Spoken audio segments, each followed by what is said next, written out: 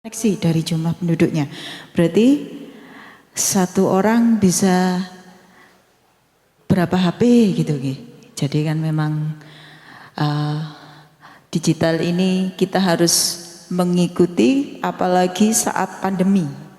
Pandemi kita full, kalau kerja work from home ya, kalau kuliah online. Jadi memang ini memang benar-benar berpengaruh besar. Selanjutnya kita ada ini sesuai dengan indeks keamanan cyber.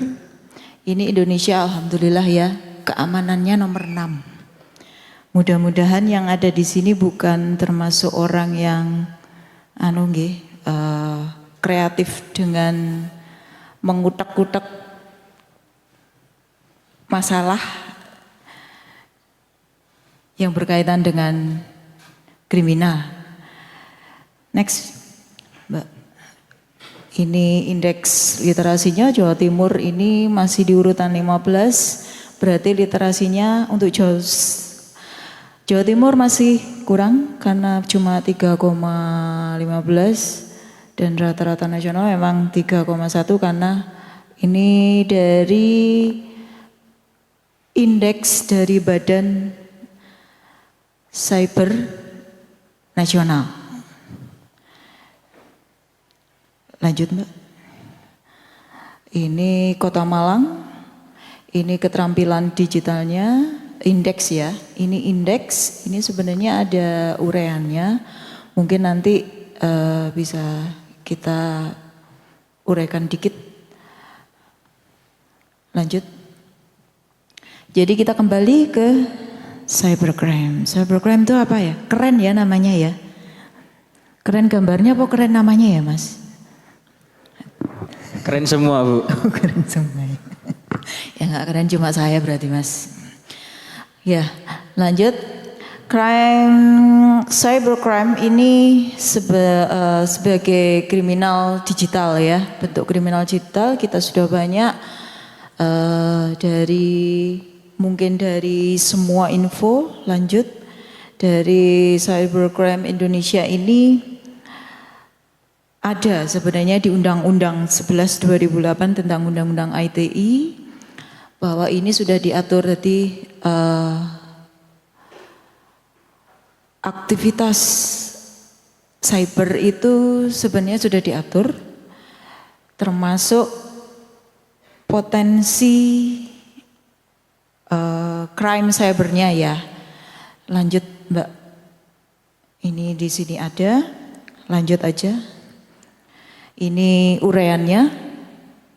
Setiap orang ini. Jadi ada hukumnya. Secara hukum sengaja tidak sengaja ini ada aturannya. Jadi siapapun yang melakukan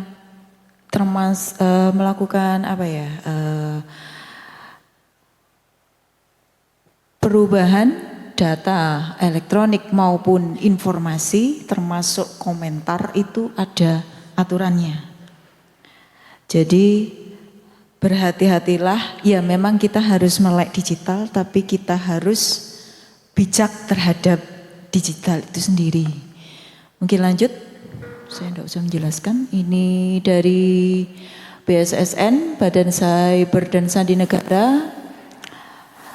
Ini anomali serangan ya. Jadi kita terakhir itu di bulan mungkin Oktober, November kemarin kebetulan Kota Malang juga pernah ada serangan. Jadi Malang email punyanya Pemkot itu pernah ya kalau bahasa kasarnya mungkin dibobol ya. Jadi kan ini memang salah satu serangan cyber. Ini sudah termasuk ini di tiap bulan dari Januari sampai Juli 2021 dan 2022 kemarin juga sudah banyak, dan yang paling besar yang paling diserang tuh pemerintahan. Karena semua data Bapak Ibu, Mas-mas, Mbak-mbak yang ada di sini semua ada di pemerintahan. Mereka ingin mengambil data itu ya faktornya banyak, mungkin nanti bisa dijelaskan di belakang. Next, Mbak. Ini akibat kejahatan kita bisa kaya nggih. Nolnya banyak sekali ya. Itu mocone triliun ya Mas? Ya, duit itu ya? Apa angka doang ya? Oh, angka doang ya. Kita cukup mengamati saja karena jangan sampai yang ada di sini juga mendapatkan yang istilahnya kalau secara Islam itu sebenarnya juga sudah nggak halal ya, karena kan sistem mencuri itu kan sistemnya sama dengan itu, hanya bentuknya data bukan barang. Lanjut. Dan saat ini semua sistem itu 100% tidak aman, termasuk handphone sekalipun. Jadi biar mungkin lebih waspada ke depannya. Lanjut. Ini salah satu cerita. Ini BSSN aja, Badan Sandi dan Cyber Negara pernah diretas. Badan Sandi aja sebenarnya diretas, apalagi kita ya. Dan kalau di level-level ini sebenarnya juga celah yang juga menghacker. Alhamdulillah ya, kok orang Indonesia ya Mas Edwin ya. Iya. Jadi ini bukan suatu prestasi yang positif ya kalau bisa meretas gini nggih. Apa kan berharap ke depannya dari mereka yang bisa meretas ini memberikan info bahwa apapun yang kita ambil di Google itu tidak semuanya aman. Kita kan sering buka ngebah Google ya, itu lebih cepat dapatnya. Tapi yang didapat itu juga mereka juga menarik info yang dari Bapak Ibu yang ada di sini bisa diambil datanya. Lanjut. Ini juga studi kasus ya. Apple aja bisa diretas ya. Mungkin lanjut. Ini tindak pidana, jadi jenisnya crime itu macam-macam. Ini bahasanya bahasa bule semua. Alhamdulillah, phishing, malware, cooking, injection, SQL, DDoS kayak gitu-gitu. Ini salah satu bagian dari kriminal yang masuk kategorinya termasuk pencurian. Virus itu juga kriminal ya, itu merusak sistem dari pemilik aplikasi dari manapun. Itu bisa diketahui siapa yang melakukan serangan. Lanjut. Ini tadi ya yang ada di Undang-Undang ITE. Ini ada denda, ada hukuman.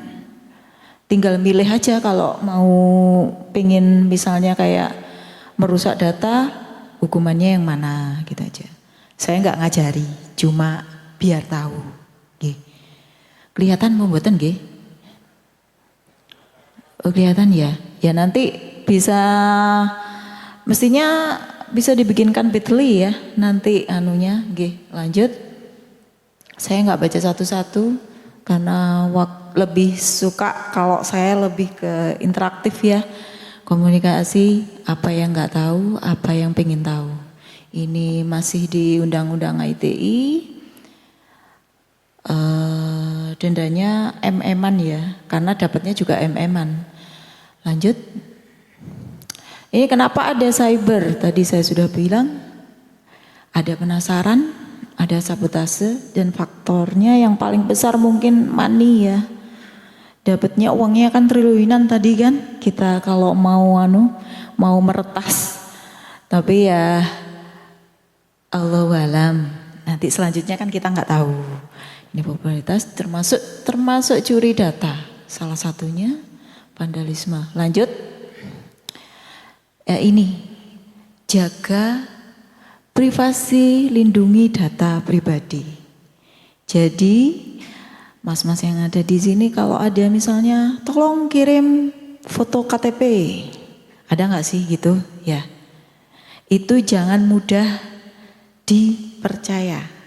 Karena dari foto KTP itu sebenarnya sudah muncul NIK ya, itu sudah bisa diambil datanya. Dan rekening kalau punya mobile banking itu bisa tiba-tiba uangnya kemana gitu aja. Itu lanjut Mbak. Ini salah satunya yang bersifat pribadi itu tadi. Jadi ini macamnya dari NIK itu sudah sebenarnya sudah muncul. Undang-undang ini sebenarnya sudah ada undang-undangnya. Cuma kadang-kadang kita ada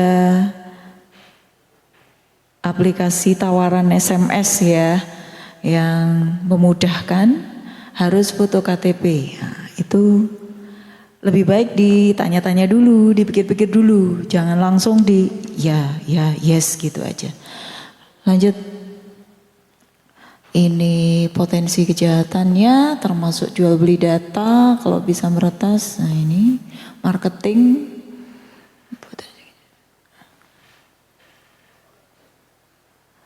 Cyberbullying ini seperti yang di akun-akun yang mencemooh, memberi kata-kata yang kurang baik di media sosial. Itu sama dengan dibully ya. Itu walaupun secara fisik tapi secara online juga ada. Lanjut. Ini studi kasus. Karena data bocor terlalu memudahkan ini, termasuk di link WhatsApp ya, jangan terlalu mudah percaya iklan-iklan. Ya, lanjut. Yang harus bertanggung jawab, ini semua ada di Undang-Undang ITE ada, di PP Peraturan Pemerintah 71/2019 juga sudah ditetapkan.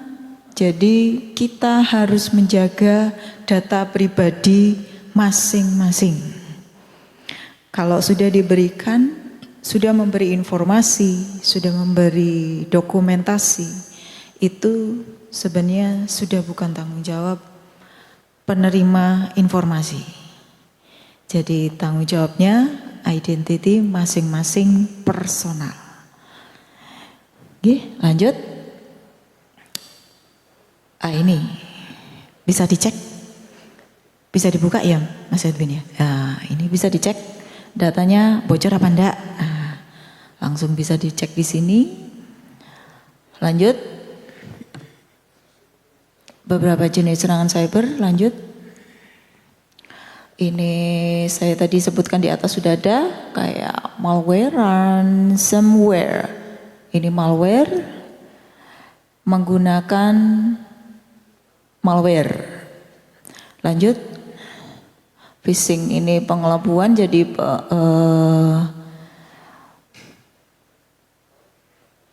mencari data-data. Jadi melalui SMS, WA, itu bisa. Lanjut. Ini salah satu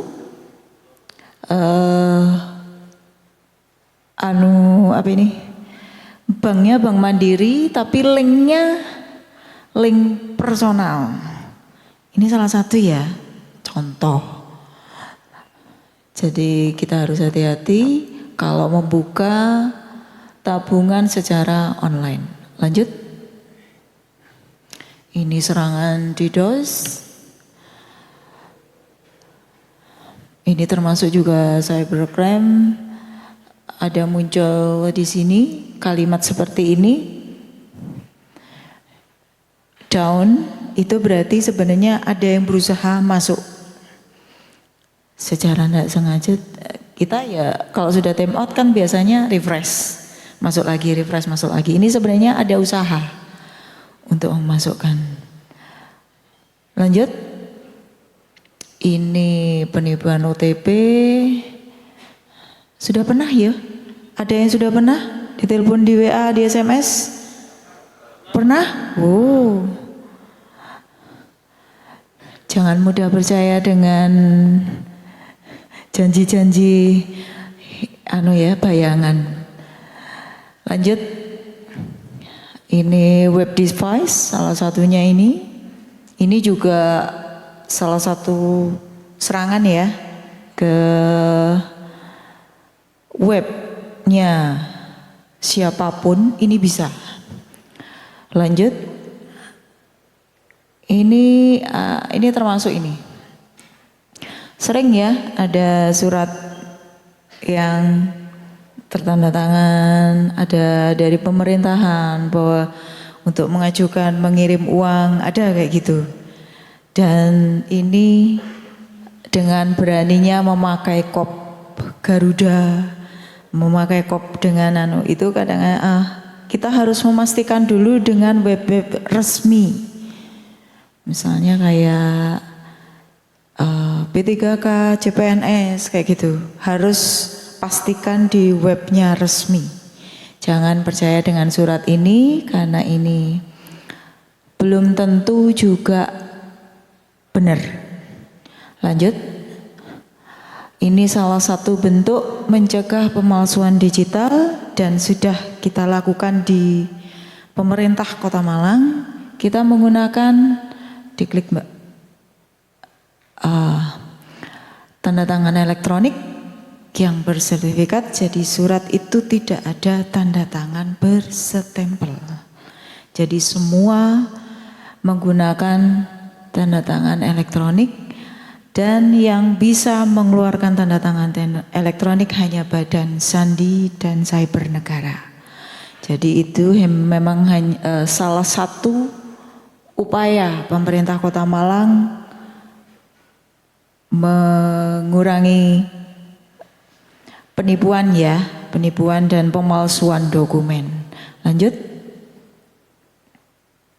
Terus Mbak, diklik Mbak.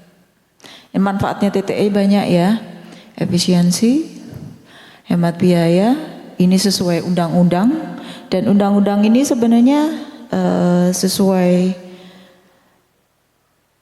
Undang-Undang 95 tahun 2019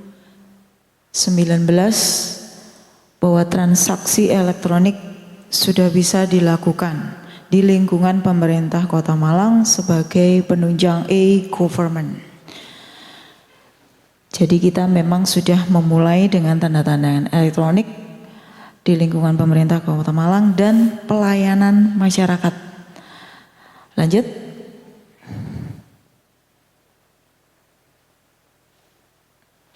Ini ya. Jadi bentuknya tanda tangan elektronik bisa barcode, bisa QR code. Jadi memang tidak ada tanda tangan berstempel lagi. Lanjut. Terus Mbak. Ini ya. Koneksi internet WiFi itu aman apa enggak? Kalau secara saran Badan Sandi Negara tidak menyarankan untuk menggunakan WiFi publik, membuka WiFi publik, habis itu membuka mobile banking. Itu bisa, data itu bisa kebaca dengan pemilik WiFi. Jadi kenapa WiFi publik itu tidak sembarangan bisa digunakan?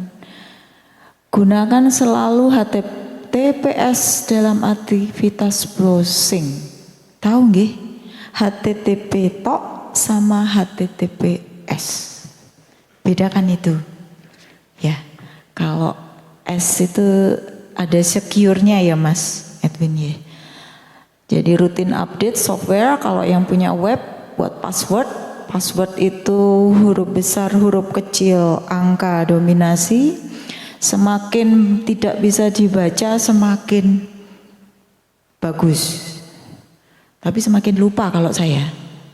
Kan kalau sudah tua semakin lupa kalau wangel ngene iki yo. Nah, itu. Kadang-kadang malah yang aman yang begini. Nggih, lanjut. Backup rutin ini sudah dilakukan di kita ya, di bidang statistik persandian kita sudah melakukan rutin backup seminggu, 2 minggu sekali ya Mas.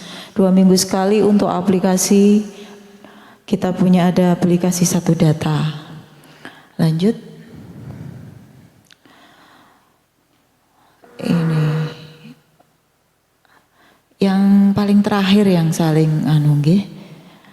Rajin sholat, ngaji, sedekah, dan berdoa.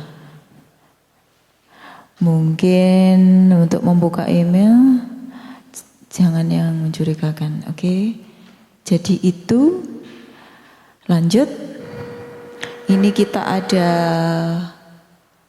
program Malang Satu Data, punyanya bidang statistik persandian. Ini data ini bisa diupload secara terbuka, secara umum. Itu bisa diklik ya Mas Edwin? Enggak. Ada videonya terus? Oh bisa. Lanjut, ini lanjut Mbak. Gini doang Mas. Diklik. Mungkin itu. Jadi nanti mungkin dari saya enggak banyak. Jadi ini salah satu mungkin nanti dibantu Mas Edwin ngeplay video. Jadi data itu bisa kebutuhan, misalnya kalau di sini kan rata-rata sudah semester berapa Mas? Yang 7, ada yang 5. Berarti di sini adalah portal pusat data yang dibangun sebagai implementasi Satu Data Indonesia di tingkat daerah, khususnya Kota Malang. Melalui portal ini, semua aspek masyarakat, baik pemerintahan, masyarakat luas, akademisi, pelajar, maupun instansi swasta dapat memperoleh data secara mudah. Terdapat 28 kategori data yang telah tersedia di portal ini dan akan terus berkembang sesuai dengan kebutuhan. Terdapat juga kotak pencarian yang dapat digunakan untuk mencari data menggunakan suatu kata kunci tertentu. Dengan mengisi formulir download data, data yang Anda butuhkan akan langsung dikirim ke email Anda. Jika data yang Anda unduh tidak muncul di kotak masuk email Anda, mohon untuk memeriksa di kotak spam. Satu Data Kota Malang juga menyediakan buku publikasi yang berisi kumpulan data dari perangkat daerah tertentu. Buku ini bebas diunduh oleh masyarakat dengan cara klik publikasi. Selain itu, portal ini juga menampung data mikroekonomi Kota Malang yang berisi informasi mengenai produk yang paling banyak dijual, kecamatan dengan usaha paling banyak, harga komoditi di pasar, dan lain sebagainya.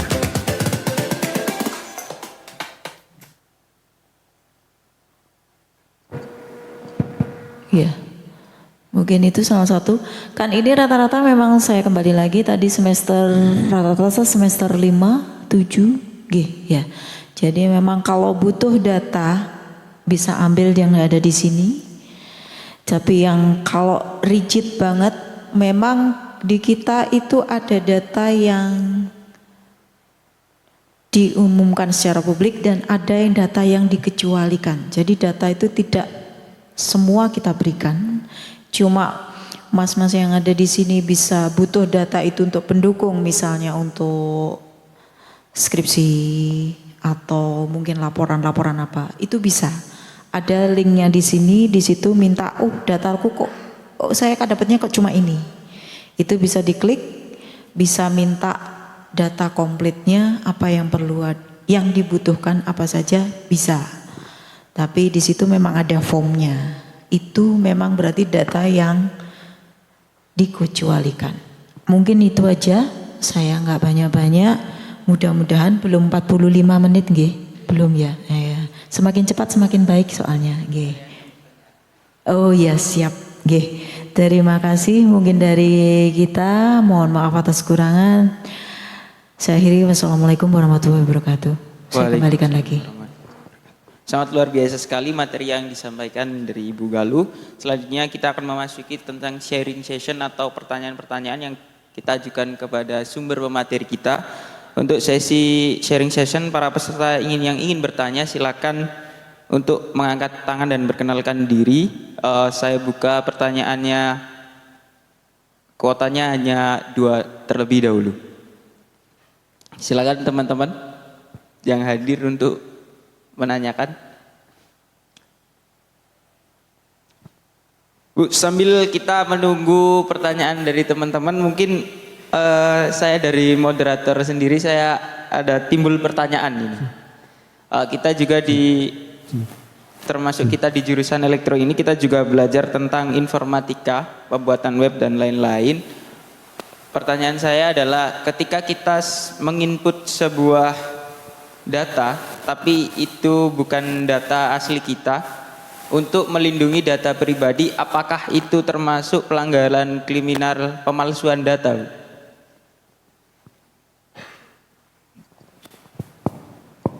Kok Muni?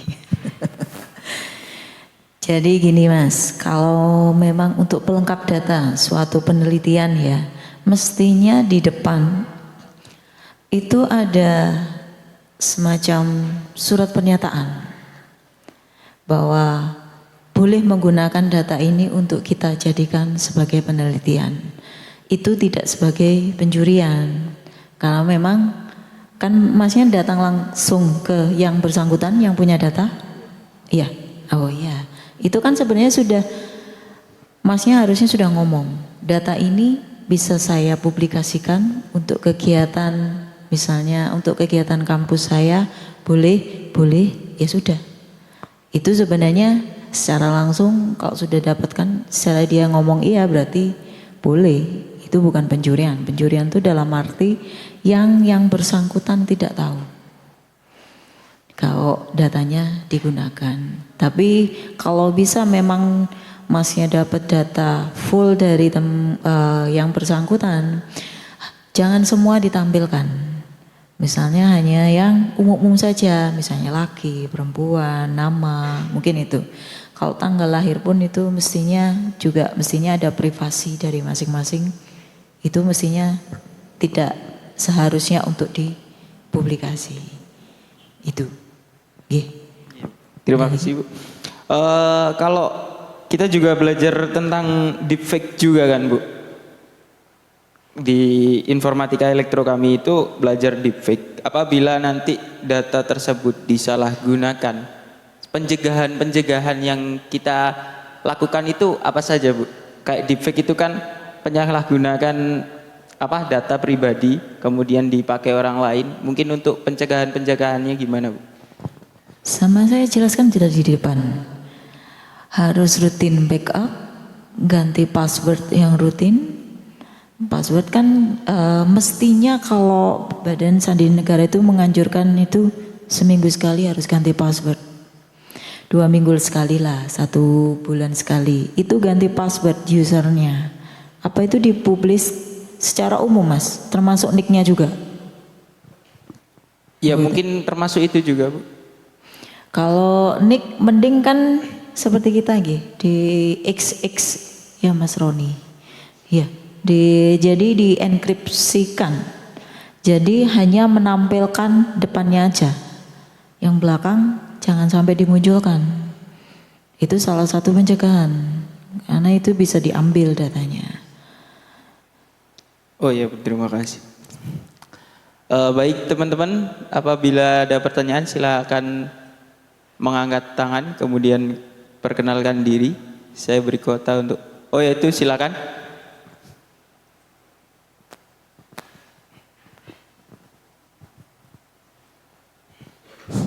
Tes. Assalamualaikum warahmatullahi wabarakatuh. Perkenalkan nama saya Farhan Wirayuda. Seperti kita ketahui, Indonesia adalah negara yang mempunyai banyak penduduk di dunia. Masuk dalam peringkat 5 teratas jumlah penduduk di dunia.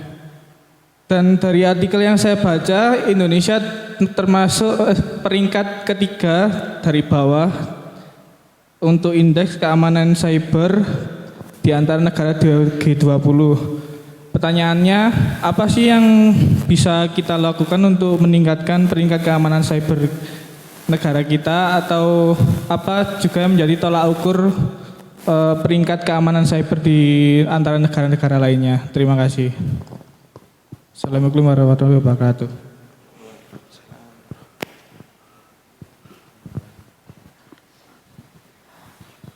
Langsung dijawab, Mas. Silakan Bu, langsung dijawab. Mas Edwin mungkin nanti bisa bantu saya ya. Kan ini memang kalau di indeks memang 3 terakhir, tapi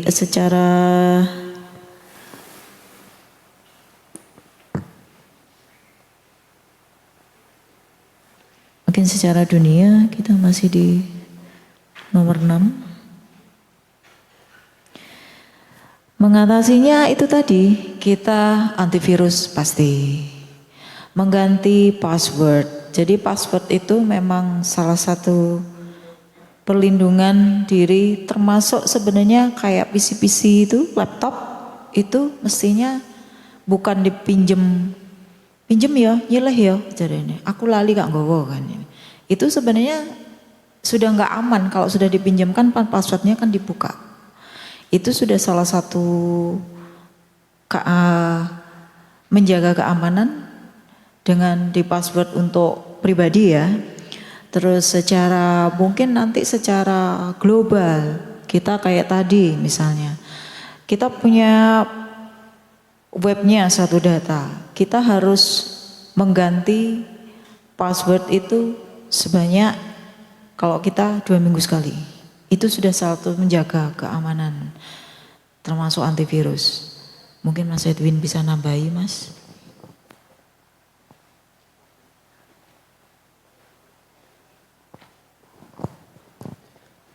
Tadi pertanyaannya adalah ini ya, bagaimana cara kita ya untuk meningkatkan indeks keamanan cyber di Indonesia ya. Yang pasti yang terkait dengan infrastruktur di Indonesia sendiri, kita harus dari sisi infrastruktur harus sudah bisa menerapkan standar keamanan dunia seperti itu ya. Kemudian selain dari infrastruktur juga, ini dari sisi SDM juga harus ditingkatkan ya, termasuk literasi digital.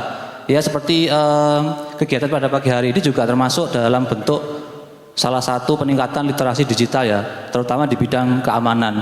Karena memang dari yang dibacakan oleh Masnya tadi itu ya, itu kan sebuah apa ya, perankingan gitu ya tentang indeks keamanan di suatu negara, dan itu pasti punya indikator-indikator yang menjadi bahan pertimbangan sehingga nanti bisa dirankingkan, oh ternyata Indonesia itu masuk di peringkat ketiga terbawah. Nah itu kenapa? Pasti ada indikator-indikatornya ya seperti itu, dan itu yang harus benahi.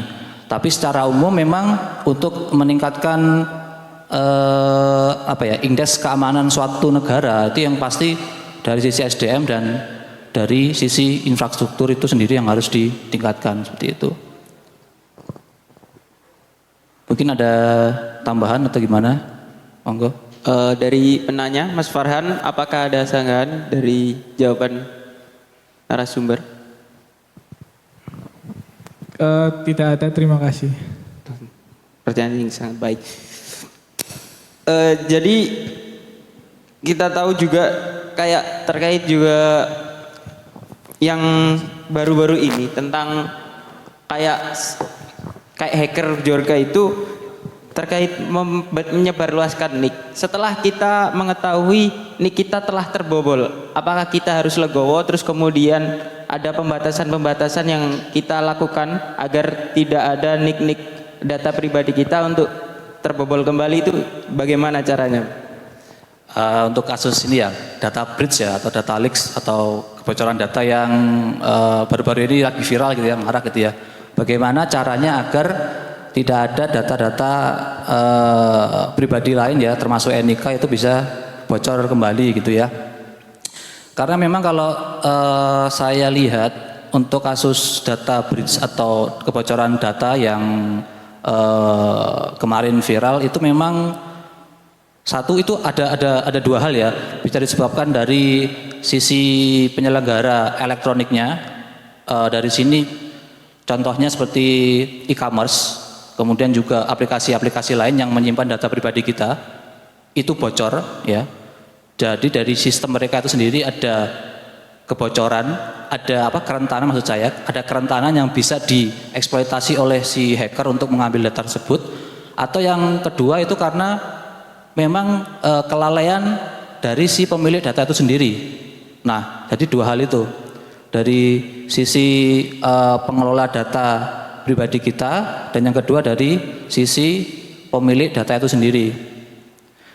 Semisal di sisi pengelola data itu infrastruktur IT-nya atau keamanan IT-nya itu sudah mumpuni, tapi kok bisa bubble juga. Nah, itu bisa jadi ada sisi kelalaian dari si pengguna data itu sendiri. Semisal kayak kita ngupload data pribadi kita di internet atau semisal di Google Cloud, di Google Drive. Nah, itu memang pernah ada kejadian bahwasanya Google Drive itu pernah kebobolan. Maksudnya datanya itu bisa diambil oleh hacker yang jahat gitu ya. Itu pernah ada kejadian seperti itu. Terus kemudian juga semisal kita upload di sosial media ya.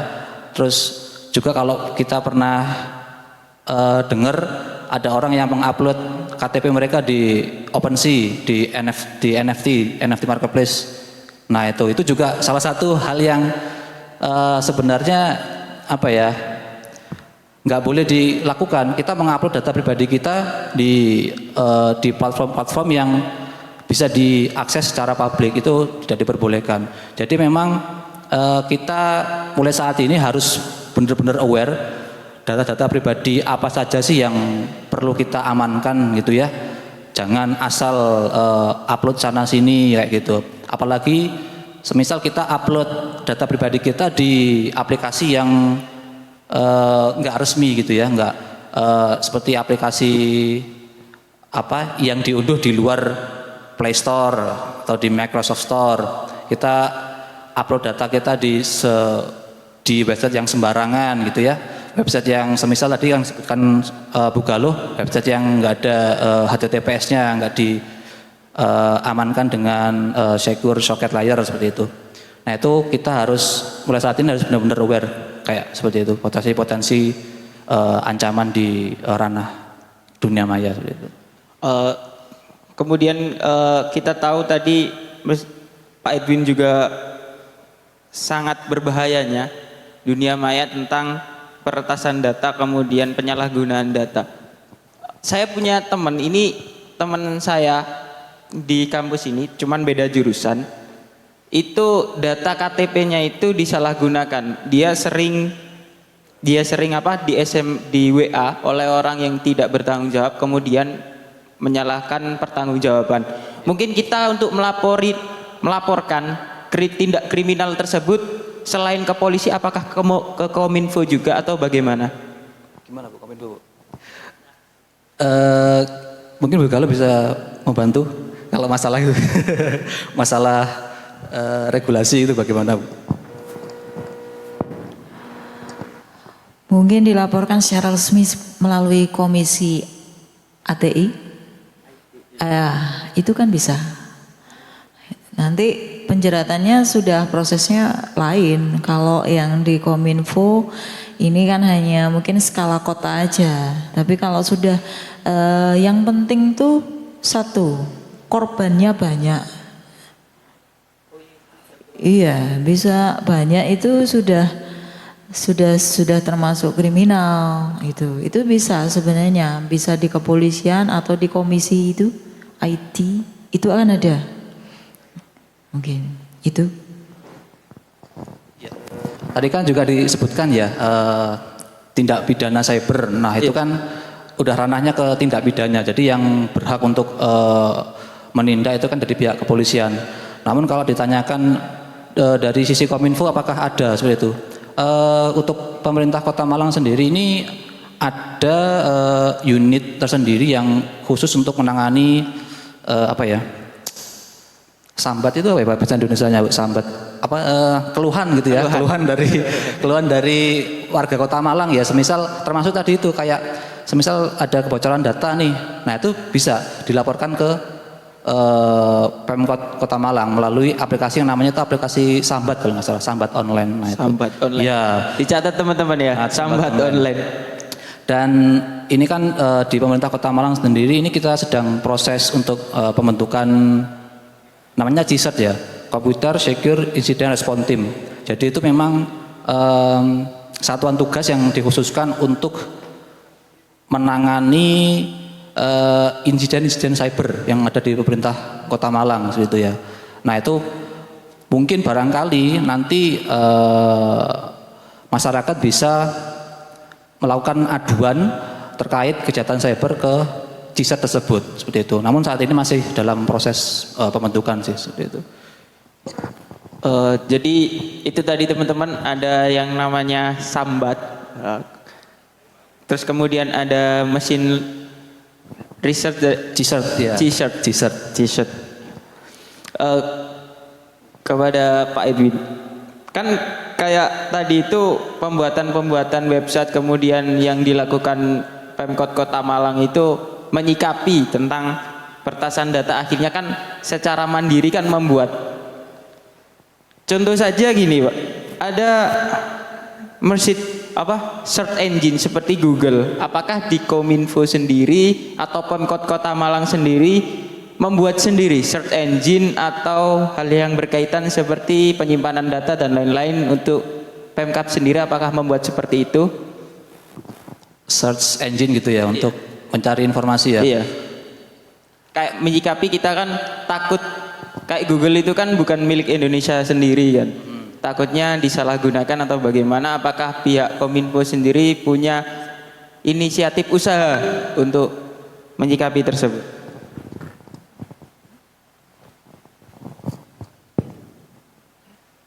Kalau penyimpanan data secara besar, kalau untuk lingkungan Pemkot Kota Malang, kita punya server memang. Penyimpanannya sendiri. Jadi enggak pakai ya Mas Roni. Ya.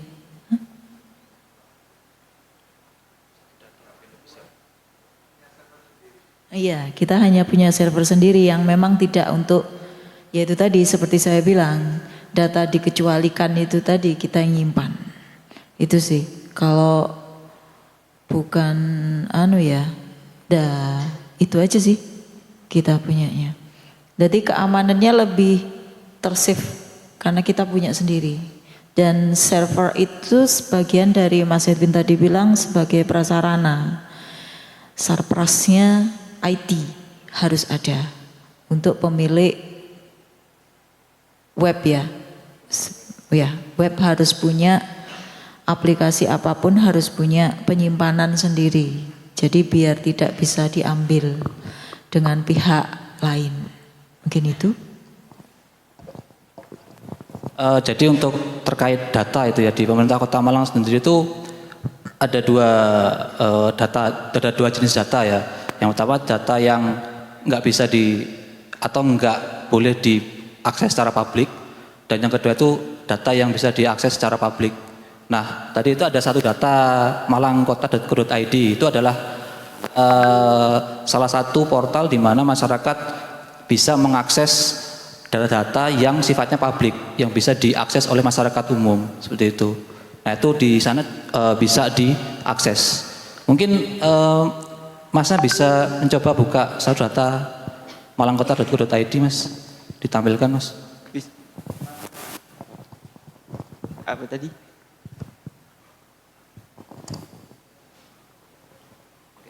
Iya, pakai browser Mas, bisa nggak Mas?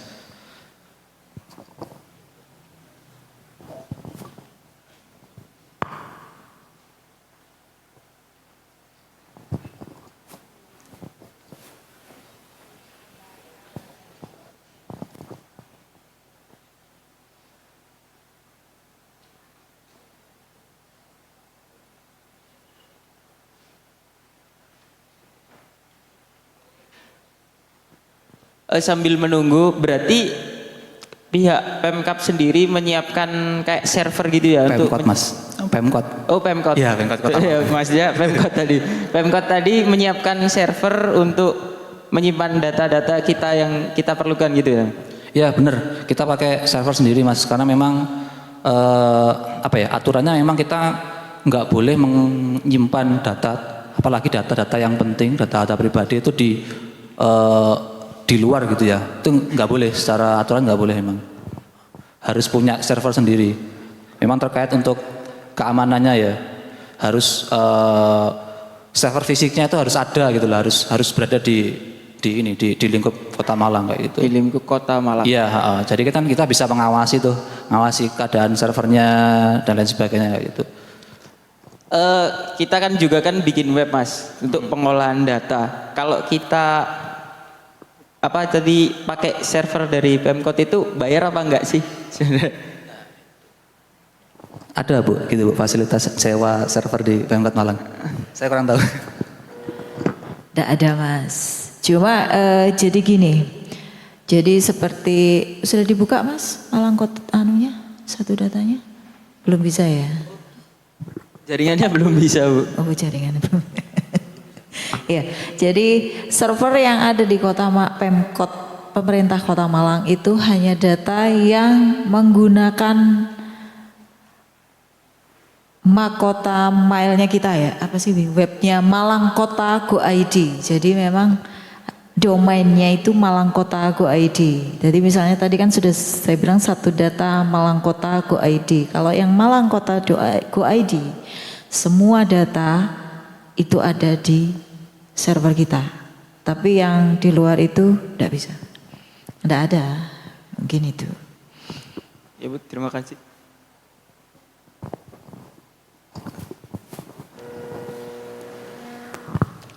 Baik, terima kasih atas penyampaian materi yang sangat berkesan bagi kami Bu selaku hadirin yang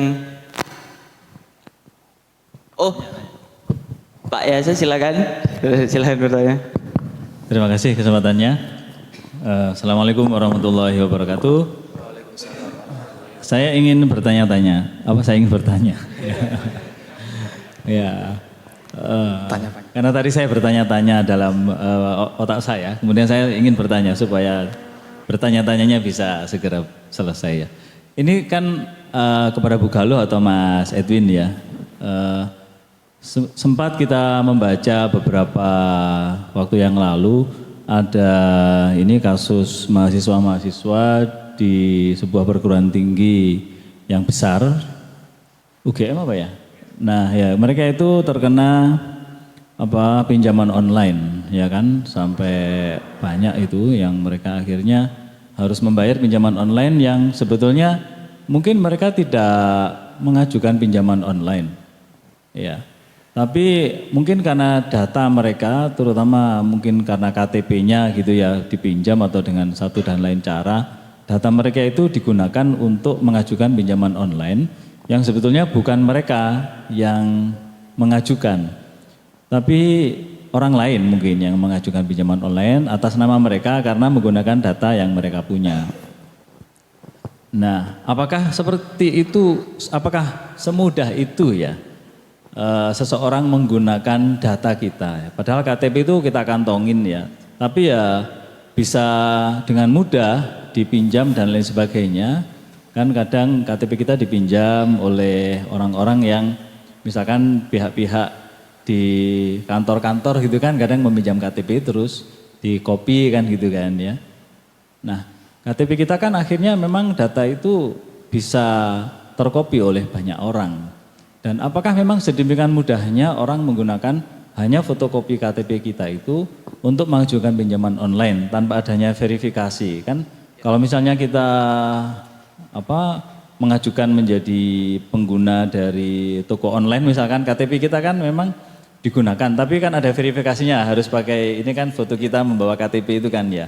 Nah untuk kasus pinjaman online ini apakah tidak ada tahap verifikasi seperti itu sehingga dengan mudahnya KTP kita itu digunakan orang lain untuk mengajukan pinjaman sehingga duitnya lari ke orang lain, lah kita akhirnya malah yang harus bayarin gitu. Ya apakah memang seperti itu yang terjadi? Dan apakah memang prosedurnya seperti itu sehingga tidak ada perlindungan kepada warga negara pemilik KTP tersebut? Demikian. Ya, terima kasih. Baik Pak, terima kasih atas pertanyaannya. Jadi kemarin saya juga sempat dengar itu ya berita itu ya kayaknya viral banget ya. Teman saya nggak tahu persis kronologinya seperti apa gitu ya. Apakah dia ditagih gitu ya, ditagih oleh si pinjolnya, sementara dia nggak merasa pinjem atau bagaimana ya. Kalau setahu saya memang ini kata teman-teman ya, saya belum pernah nyoba pinjol gitu ya, belum pernah ya, dan jangan sampai gitu ya. Untuk proses pendaftarannya itu kalau nggak salah cuman bermodalkan KTP dan harus ada proses verifikasi Pak. Ya seperti umumnya kita verifikasi di suatu aplikasi kayak gitu ya. Jadi ada KTP terus kita juga disuruh untuk foto bersama KTP kita untuk membuktikan bahwasanya KTP itu memang benar milik kita kayak gitu sih. Itu kalau dari penuturan teman saya kayak gitu ya. Mungkin teman-teman di sini pernah nyoba pinjol gitu. Bisa diceritakan bagaimana cara proses peminjaman online kayak gitu ya. Mungkin bisa sharing-sharing di sini juga kayak gitu sih. Ada yang mau pinjol mungkin Mas ini Mungkin pernah saya pinjol? jelaskan karena pengetahuan saya. Iya. Jadi ketika pinjol kita kan mengisi data diri kemudian NIK. Setelah itu kan kita memverifikasi KTP, baru kita bersuap foto dengan KTP tersebut. Lah mungkin jadi sebuah pertanyaan untuk kita juga. Kan itu kan sifatnya eKTP kan. Kenapa kok nggak pakai secara elektronik aja biar terdetek siapa yang menyalahgunakan atau bagaimana, seperti itu. Jadi kita mengisi data diri kemudian foto eKTP kita, baru bersuah foto dengan KTP kita tadi. Berarti emang ini Mas ya, ada proses verifikasinya gitu ya? Iya. Oh. Verifikasinya biasanya menunggu beberapa hari. Dengan swafoto itu tadi ya? Iya. Iya, oke. Jadi semisal saya nih tahu NIK-nya Masnya, terus saya kemudian daftar aplikasi pinjol. Tanpa swafoto berarti kita nggak bisa gitu ya? Nggak bisa mengajukan pinjaman gitu ya? Nggak bisa karena itu kan ada masa verifikasinya. Kalau verifikasinya dipersetujui pasti nanti lolos beberapa hari kemudian pemberitahuan. Oke. Terus kemudian ini Mas kan saya pernah dengar juga nih kita diteror nih oleh si pinjol ya. Iya. Katanya semisal Bu Galuh yang pinjem gitu ya. Terus saya temennya, nomor saya dimasukkan sebagai nomor darurat gitu ya. Iya. Nah, semisal pinjolnya Bu Galuh ini bermasalah, terus kemudian si pinjolnya ini meneror saya ini. Nah, itu bisa Mas ya, kayak gitu ya? Iya bisa. Bisa kan? Mungkin Oke. bisa. Karena Nah, itu juga salah satu ini sih tindak cybercrime juga. Karena ranahnya kan sudah spamming ya itu ya, maksudnya spam gitu ya, mengganggu gitu ya. Dia kan mengirimi kita SMS terus-menerus gitu ya, yang sifatnya kan mengganggu. Iya. Nah itu bisa jadi ini sih salah satu dampak kalau data pribadi kita itu bisa bocor kayak gitu. Mungkin Bu Galuh bisa menambahin Bu, yang masalah tadi. Jadi gini Mas, kalau saya juga enggak pernah utang, jadi saya juga enggak pernah tahu ya. Itu misal. Jadi kalau injol itu memang intinya cuma satu. Itu aman itu kalau sudah di situ munculnya terverifikasi oleh OJK, Otoritas Jasa Keuangan. Kalau dia sudah berani munculkan itu, insya Allah mungkin aman. Jadi kalau data kayak KTP-nya tadi Mas bilang dari NIK itu bisa diambil, itu sebenarnya dulu bisa. Kalau sekarang sudah tidak bisa. Jadi pengecekan kenapa beberapa hari butuh verifikasi, mereka itu ngecek harus ke, seingat saya di webnya Kemendagri, Dispenduk, itu webnya apa ya Mas? Lupa aku Mas. Itu bisa hanya melihat itu sesuai, nanti jawabannya cuma satu, sesuai atau tidak. Tapi data itu tidak muncul di situ. Maksudnya Masnya namanya Mas Edwin gitu aja, alamatnya di sini gitu aja, itu tidak muncul, hanya muncul sesuai atau tidak. Itu sebenarnya sudah negara itu sudah mempersempit, sudah tidak mau memunculkan NIK karena NIK itu bisa diambil, apalagi kalau sudah memunculkan nama ibu kandung. Ibu kandung Masnya kalau buka buku tabungan, Bapak yang ada di sini kalau buka buku tabungan kan mesti ditanya ibu kandungnya siapa? Ibu kandung juga. Ya. Sama nomor itu, Bu. Kayak kita nomor siswa gitu. Ada itu. Research kita nyantumin nama. Oh, itu kan punya kampus berarti. Iya. Cuma intern punya kampus. Kalau di bank secara umum yang diminta ibu kandung. Tapi kalau dalam suatu aplikasi online itu sudah diminta nama ibu kandung,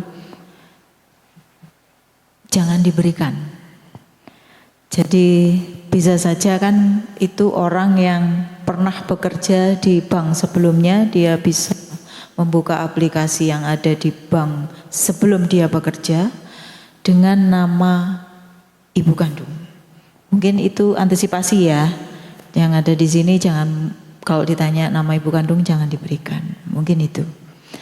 Mungkin ini salah satu ya, Malang Satu Data. Mungkin diklik mulai cari data, Mas. Klik ada di situ.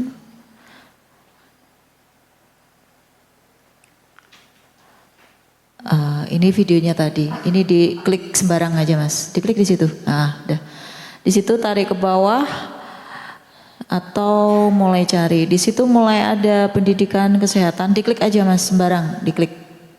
Boleh, pendidikan boleh. Di situ sudah ada, berarti kalau nggak ada isinya, ini perangkat daerahnya, jadi di Dinas Pendidikan ini belum mengisi. Mungkin kembali, Mas, kita cari yang ada isinya. Klik sembarang bawah, mungkin ke yang ada isinya. Coba ini, Mas, administrasi kependudukan, catatan sipil. Ya, ini. Ya, klik. Nah, di situ sampai ke bawah. Ini ada isinya. Jadi kadang-kadang jumlahnya segini. Ini bisa di-download. Bisa ya, Mas? Bisa ya? Bisa langsung di-download.